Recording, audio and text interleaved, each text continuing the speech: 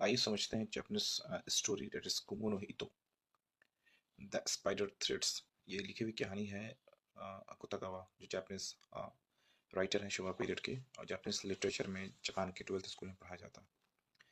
इस कहानी का जस्ट समझते हैं कुछ शॉर्ट में।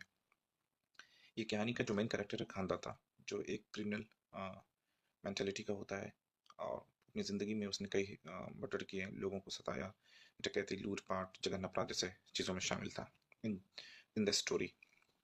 लेकिन वो जंगल से जब गुजर रहा था तो उसने एक स्पाइडर को देखा, और वो चाहता तो उसे कुचल सकता था, लेकिन उसके दिल में दया आई और उसको बचाया और उसको नहीं कुचला। फिर वो मर जाता है उस व्यक्ति, और वो जहन्नम में चला जाता है। जो उसने किया उसका अजर जो है उसका जहन्नम में उसको सफरिंग होती है, और बुरे कर्मों के नतीजा वो उसको वहाँ रिजल्ट मिलता है। एक समय के बाद उसको एक अपॉर्चुनिटी मिलती है उस जहन्नम से निकलने के लिए।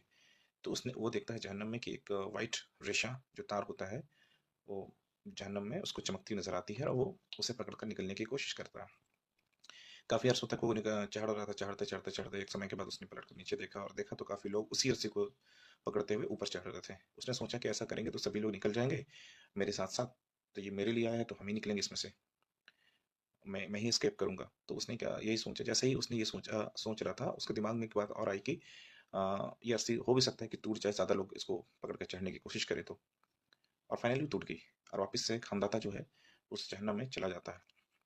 हमको इस कहानी से जो सीख मिलती है, जो मैसेज कन्वे होता है टू द सोसाइटी, तो ये एक चीज़ है कि इस कहानी में जो राइटर ने जिस पर फोकस किया है वो सबसे ज़्यादा सेल्फिशनेस पे किया है। कि ये जो ऊपर वाले ने उसको एक बार अपॉर्चुनिटी दिया था कि आप यहाँ से निकल जाइए, क्योंकि जस्ट उसके एक्ट ऑफ काइंडनेस की वजह से वही स्पाइडर ने उसको उस जहन्नम में थ्रेड्स बनाया था निकलने के लिए।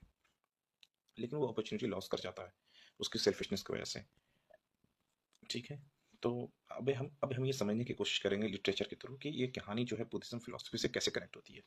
तो सबसे नंबर वन की ये जो बुद्धिज्म फिलोसफी है उसमें विजडम एंड कंपैशन को शो करता है, जो मोस्ट इंपॉर्टेंट है। तीसरा अटैचमेंट है, ईगो है इस कहानी के जो लिटरेचर पॉइंट ऑफ व्यू से। चौथा कर्मा है। ये सारी चीज़ जो है इस कहानी में दर्शाता है। अब हम समझने की कोशिश करें कि बुद्धिज्म से कैसे डीपली रूटेड है ये स्टोरी। सबसे पहले हम शाक्य समाज समझेंगे, जो बुद्धिज्म फिलोसफी को इंट्रोड्यूस करता है। जो गॉड है उसने जो अपॉर्चुनिटी क्रिएट किया था निकलने के लिए, तो वो जब जहन्नम में देखता है तो एक व्यक्ति को देखता है कि वो जो सफर कर रहा था, उसको देखा with compassion, not with anger. गुस्से से नहीं देखा, उसने देखा कंपैशन से, किस व्यक्ति को जो अपॉर्चुनिटी मिलनी चाहिए निकलने के लिए सफरिंग से। ठीक है। तीसरा इसमें ये चीज समझ में आता है, कर्मा।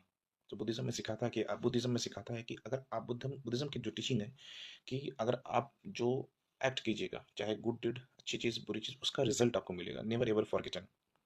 उसने अच्छा एक्ट ऑफ काइंडनेस किया, स्पाइडर की जान बचाने में, उसको रिजल्ट मिला, उसको बचने का अपॉर्चुनिटी मिली निकलने से।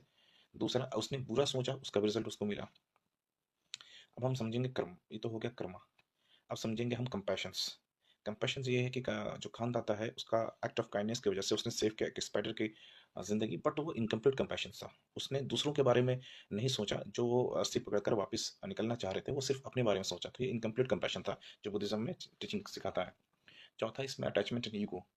जो पॉइंट है इसमें उसने वो अपने बारे में ज़्यादा सोचने की कोशिश की। दूसरे लोग जो सफरिंग कर रहे थे उनके बारे में नहीं सोचा कि वो भी अगर निकल जाए तो उनकी भी ज़िंदगी जो है सरल हो जाएगी। तो this is the kind of